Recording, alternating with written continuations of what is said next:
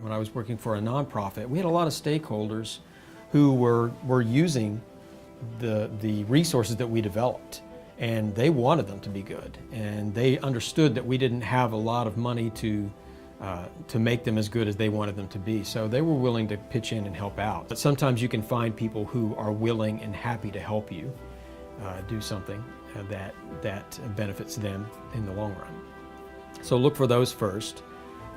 Look for other ways to get additional resources. Sometimes you're given a certain set of resources, and if you can make a case to get more money, more time, more help, you'll get it. It's just a matter of explaining why you need it or what you could achieve if you have it. One of the things definitely is buy-in from upper management. They have to feel that the project that we're working on for training and development is important. It's important to the organization, and that there is some return on that investment. Under-promising and over-delivering is definitely a good strategy, especially when you're working with the limited resources that may not be everything that you need to create the outcome that some people might want.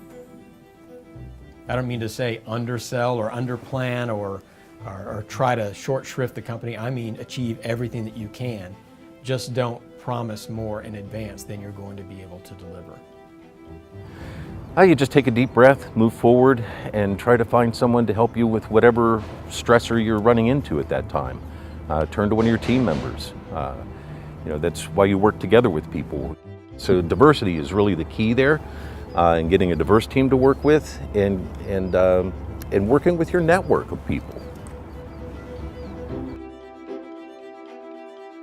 Sometimes you have to let go of things that you really want to do because you just don't have the resources to do everything.